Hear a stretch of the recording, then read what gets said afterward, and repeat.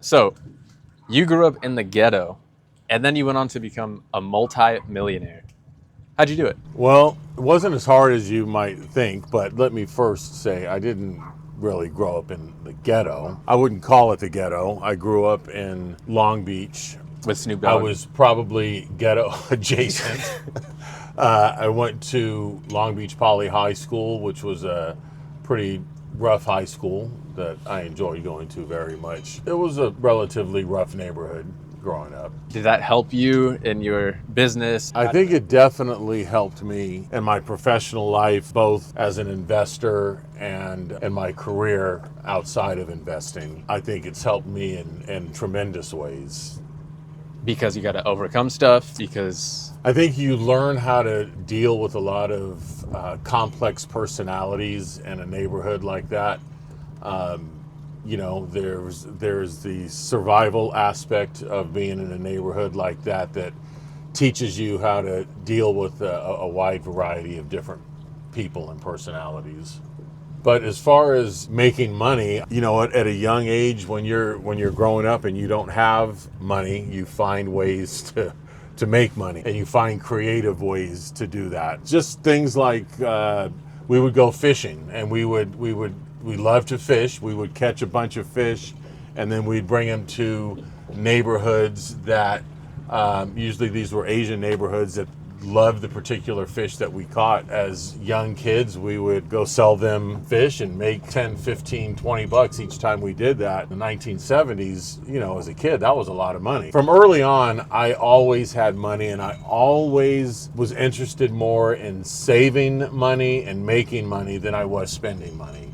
And that's a trait really that stuck with me my entire life, up until, almost now. I spend a lot more now than I ever did, but I have a lot more to spend now.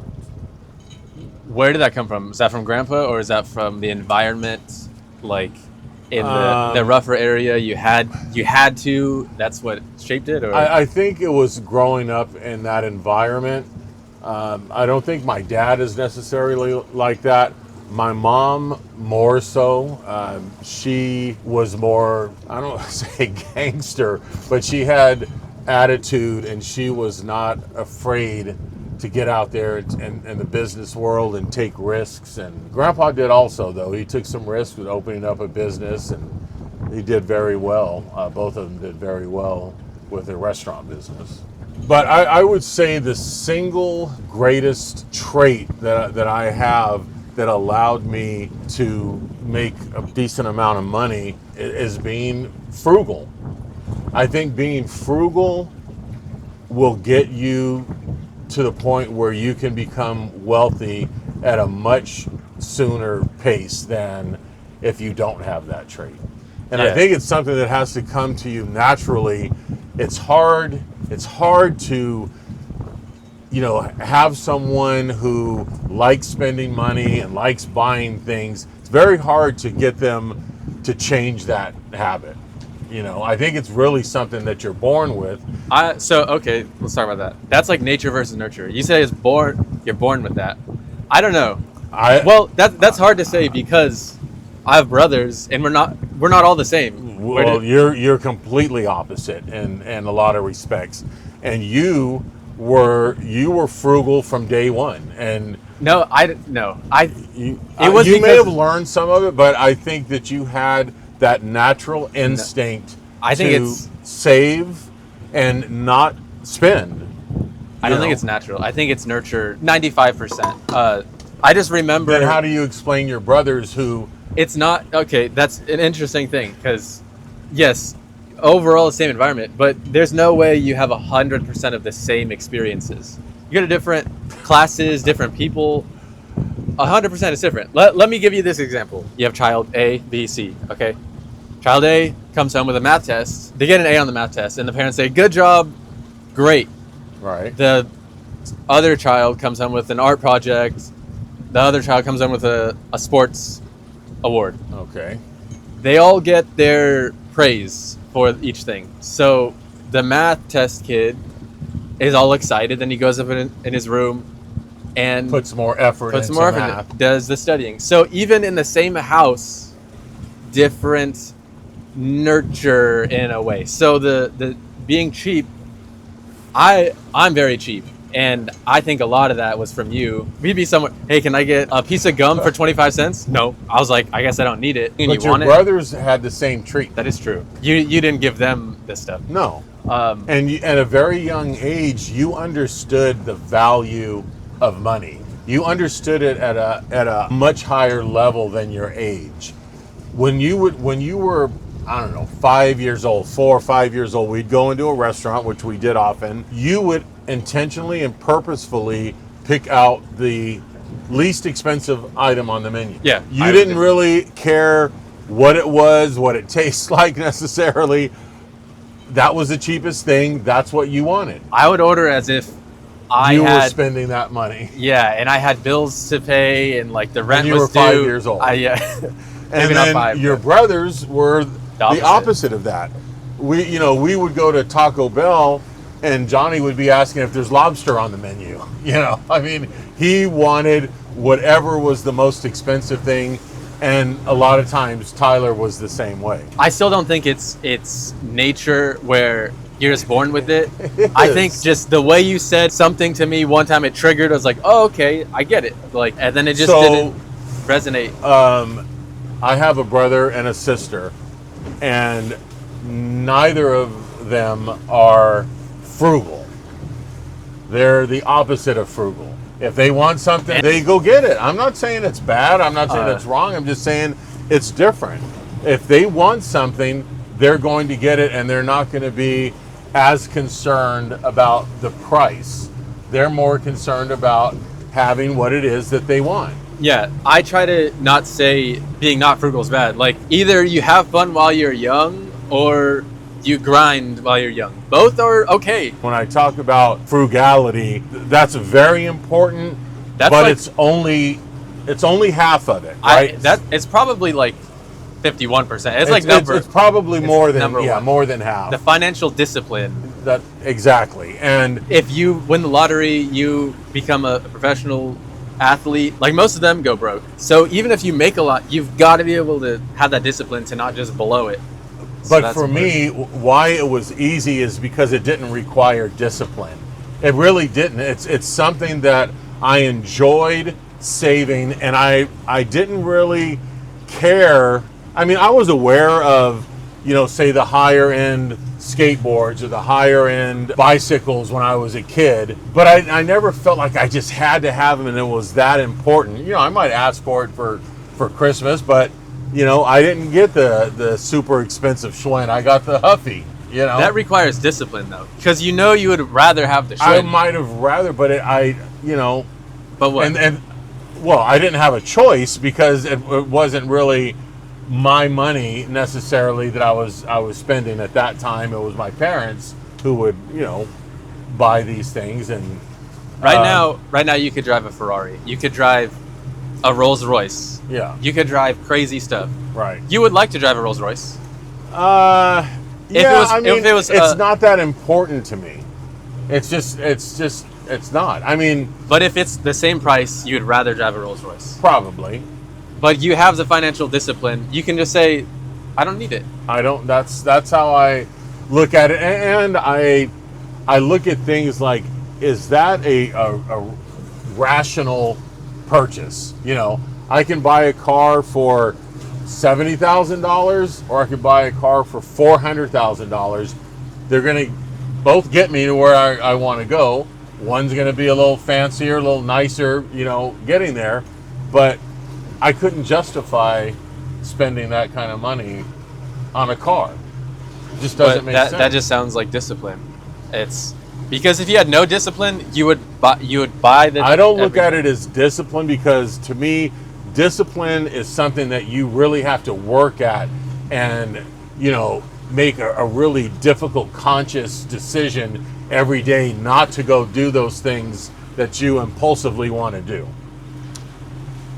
It has gotten, I think, easier because you've done it for so long. As a child, you just learned. I never felt like I was missing out. I was aware of it, but I never felt like I was missing out. I didn't care that much that they had a better skateboard than I did, or whatever. It didn't really matter to me. So if it's not discipline, then what do you call it? I think it's just a natural personality trait. Being frugal maybe goes along with that.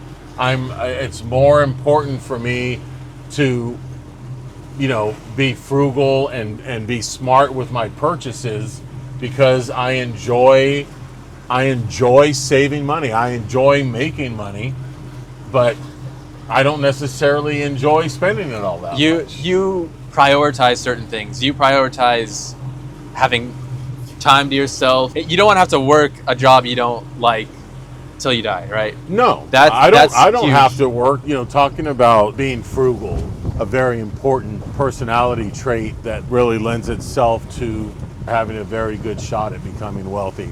The other part of that is, there are a few other parts.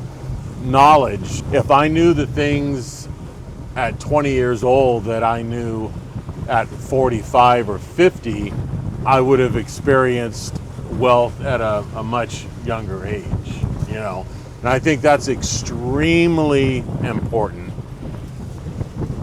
Okay. Had a little spider accident there. Almost turned into Spider-Man. Anyway, I was saying that along with being frugal, having knowledge of what to do with that money. You're going to be frugal. You're going to save money by being frugal. So you're going to have a savings, and at some point you're going to have enough money to invest. Unless you have someone guiding you and someone who's, walked down that road before, it's difficult to know what to get into. I had some money and invested in a little bit of real estate in my family home where you were raised.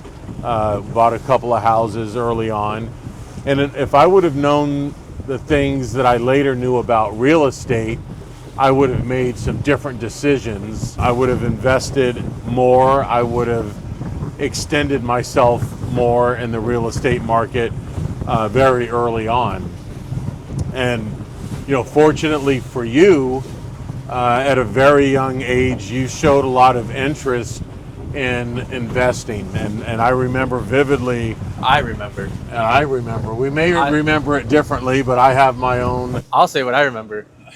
I was like 15 years old. I think it was the Carl's Jr. we were sitting at, and you were telling me about real estate, how you can use leverage. But the big thing was passive income. And you said you can make money in your sleep. And I was like, wait, hold up. I'm sorry, what? And that was an epiphany for me, because I didn't go to, some university where they teach you all about investing and leverage and all of those things. I had no one to teach me that. I got a phone call from a coworker. She inherited a property, and she asked me if I could try to figure out how much the property was worth. But I Googled it, and this is coming off of 2005, 2006, 2007, when real estate prices were through the roof. These 1,500 square foot, 3-bedroom, 2-bath homes were selling for $400,000, $500,000, and I was totally aware of that. I knew what they were selling for. So when she asked me to look into this, I saw these prices that just didn't make sense, like $60,000, $70,000, $80,000. I saw an opportunity there. Found a property. I think the first one I bought out there was for $60,000. I paid cash for it. I was renting it out for $1,000 a month. This is like a 16% ROI from just the cash. Right. It was in the 300s, probably 3 or 4 years after I bought it. And, I figured, well, I only have a finite amount of cash that I can continue just buying these homes at $60,000 and $70,000 a pop. So how can I buy more homes with the cash that I have? If I'm going to invest $1 million and I'm going to buy 10 homes at $100,000, okay, there, I get 10 homes, $100,000 each. Or I could put down 10% on each one of those homes and buy a lot more homes with that same $1 million. So that's what I did, and I started to leverage put as little down as I could on these homes. And you didn't know what leverage was, I didn't know what other people's money. I didn't understand. ROI. I didn't understand the tremendous benefit that provided. Good, I knew it made sense on paper, but I didn't know to what extent it really did. I continued to do that and buy properties in Southern California. Every single property that I've ever purchased, I've made money off of. Some of them I've sold, some I still have to this day. I was convinced that this was an opportunity of a lifetime, and anyone who would listen to me at that time, all my close friends will tell you, and people that I worked with closely, I'm telling them all, you got to buy property. It's what a term you coined later on about raining gold. That's how it felt, that these opportunities were they're unbelievable. Let's touch on that, because that's pretty crazy. 2008, when the deals it was raining gold and nobody wanted to buy. But everyone was scared, and people were losing jobs. The economy was tanking, and well, I guess it wasn't as much as they didn't want to buy it, or they just couldn't. Some could, but they were scared because of all of the outside things that were going on in the economy. They felt like, I don't want to do that. What's going to happen? The economy will never turn around. Fast forward to today, when the prices are crazy. Yeah. That all people want to do is buy real estate. Right. Maybe not the last 6 months, year, whatever, but as the prices go up, that's when they all want to buy real estate. Real estate is the best. Yeah. When it's the worst deal. Real estate can be one of the best investments that you can make if you're smart about it. And I've seen a lot of people make real estate deals that are not smart. And you don't have to have a high level of intelligence. It's just real basic stuff. It's a very basic math you can do to determine whether or not a property is worth investing in. And it's quite simple, right? What you're going to pay for that property, and how much that property is going to rent for, and what the cost associated with that property is going to be. After you run all those numbers, either you're going to be making money or you're not going to be making money. Yeah. So, what you and I would look for is cash flow primarily. A lot of people, they would buy real estate because they think it's going to go up. They just look at the capital appreciation.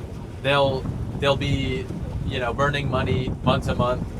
And it can work out sometimes. Home prices over the long period, they do go up, and with leverage, it can work out. But if you go after cash flow, you're making money from day one. Back in 2008, you could get a small Honda for $26 a month because no one was buying anything at that time. It's unfortunate that people were struggling at that time, but it sounds like a dream. I mean, from an investor's perspective, if you've got the guts to get out there and invest in that market, and I didn't see it as taking a big chance. I saw it literally as the opportunity of a lifetime. Kind of like what you're waiting for in the stock market. That's what I was waiting for in the real estate market. And it just kind of hit you, right? You just saw the prices. You saw they were $400,000, another $60,000 in California, and it smacked you.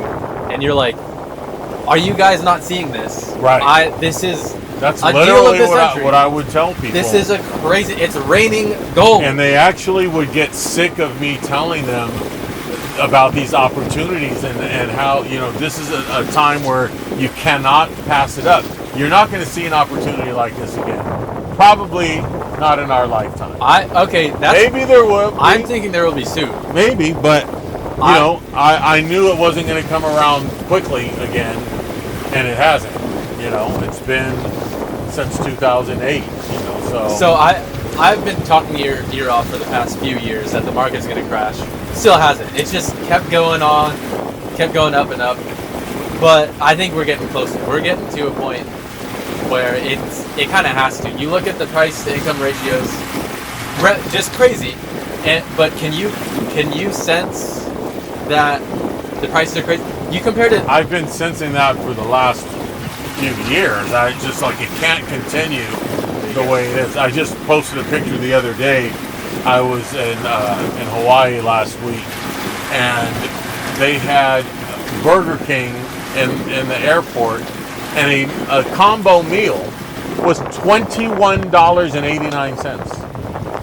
$21.89. Fast food. How does the normal person with a normal job raising a family, they can't even eat at Burger King? Or cook. I mean, imagine a family of 5 going to Burger King. It's going to cost them over $100. That's not sustainable. Anyway, yeah, it was an opportunity of a lifetime. I took advantage of it, and the things that I learned during those years, you know, I was able to tell you about and teach you, and you were very eager to learn everything about it. And as soon as you had enough money to invest in the real estate market, I mean, you hit the ground running. And we didn't really have the opportunity in 2017 that we did in 2008 in Southern California, but you did research and found, you know, other markets that were very similar, at least as far as the rent to price ratios are concerned, right? Oh yeah. Your first property was 60,000, and it was $1,000 a month rent. Yeah. Yeah, that was in California. We went into Detroit. Mine was 36,000, paying $825 a month. Yeah, pretty remarkable. Yeah, it was a rough area, but actually that area was not bad. It was ghetto adjacent, but that neighborhood was actually right in there with some very nice homes. Very nice established neighborhood on the edge of like the Victorian style homes. They were big, and it's like it felt like old money kind of. Very nice. edge and tiny house. What was different about Detroit and ultimately Ohio that we started buying quite a few properties? What was different about it though from California is that these prices that we were finding, you know, $30,000, $40,000, $50,000, $60,000, those were just the normal prices that they didn't reach some peaks and then drop or anything like that. You know, they went from over 30 years, they went from $50,000 to $75,000. You know, they increase in value very slowly, but actually it turned out that right after we bought these properties, they did a pretty substantial jump, which was surprising and didn't really make a lot of sense. Yeah, my $36,000 property I sold it for $145. Yeah, in just a few short years. I mean, that's a considerable increase. And I basically did nothing. And if you would have looked at the 20 years before that, I bet you that there wasn't a $10,000 fluctuation in price. I bet if you look there wouldn't have been. That's what I found on the ones in Ohio. Well, I guess 10 compared to 36,000. Yeah. But I think, you know, in a nutshell, if I were to give people advice now and how to become wealthy, and I want to preface this by saying, look, when I say wealthy, you know, there's a million different levels of wealth, and people consider different things, you know, when they think about being wealthy. You know, some people think you got to be a billionaire to be wealthy. What I consider being wealthy is you have enough money to where you don't have to work, you don't have to do some 9 to 5, and you don't have to worry about your bills being paid, and you have enough extra income to travel when and where you want to travel and how you want to travel, and eat at nice restaurants and be able to share that money with your family members and help people out. That's my assessment. I think at a certain amount of money, getting more than that doesn't really make much difference. I think like 5 million, 10 million, after 10 million, I can't speak from personal experience, I don't have that much, but I don't think it's going to change your life very much. I would like to become a billionaire in my life, and I think there's a fair chance I will be when I'm like old. But that would just be because I might as well. I wouldn't be digging ditches to get there, but I want to not have to work a job that I don't like and just have time to do what I want. If I won $10 million today in the lotto, you got $10 million, my lifestyle would not change one bit. Now, $100 million could probably change it to a certain extent, but not that much. If I were to give advice to someone young, you have to be frugal. You have to be willing to not care what the Joneses are buying down the street and what you see on Instagram and people drinking Cristal and all of that nonsense. You have to not care about that and just be happy with what you have. And you talked about this before. There's so many things that you can do for fun that doesn't cost any money. And do those things and save. And as soon as you have enough to start investing, be aggressive, be intentional about your investing. When you make money in investing, reinvest. Keep doing that, and before you know it, you're not going to get rich quick. It's not going to be overnight. But if you're patient, the earlier the better. I mean, if you can start in your late teens and early 20s, you're going to be way ahead of the game. But that doesn't mean you can't start when you're 40, 50, or 60 years old. Yeah, I think you take it to the extreme, but it works for you. I would like to see you have a little bit more balance and not be afraid to spend a little money to have some fun and take some vacations. I also am fine right now. I'm enjoying my life right now. I plan on enjoying it even more in a very short time frame. Wrapping this up. So I was fortunate enough to become a self-made millionaire by 25.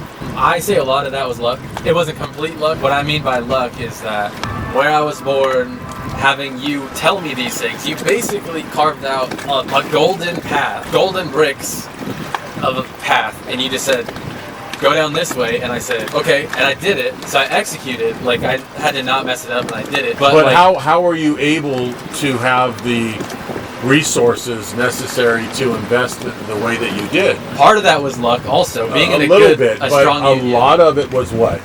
You working extremely hard, and a lot of people say, well, I work hard. You worked hard on another level. I mean, I don't know how many people are willing to work literally 24 hours straight without sleeping and on the job. You did that. A couple times was 24 hours, but yeah, I did a lot of double shifts. And you did a lot of 16-hour days and 7 days a week all the time. I'd be sleeping under my desk sometimes. Yeah, so I think you got to give yourself a little more credit. And being super cheap. I was super. Those two things on. were really the most important things. You would have been successful even without the path being laid before you, but this definitely sped it up. I don't know. I think because at 15 you were telling me about passive income, and it clicked with me. It did. Like I'm sure you told other people about passive income. It didn't really click, but it clicked with me. I was like, wait a second. You were so amazed by the fact that you could make money while you sleep. You saw the extreme potential in that at a young age, and as soon as you had the opportunity, you started saving. I think I remember you saving, $70,000 within your first year of really working. Saving that much? Yeah. I don't know if I saved aggressively. I wasn't paying rent. I negotiated with you to just pay for the house cleaner. I saved up a lot. I drove a Nissan Versa. I could have been in a BMW, Mercedes, whatever. I just went to work. I went home. Went to work, went home. Just saved. Had holes in my shoes.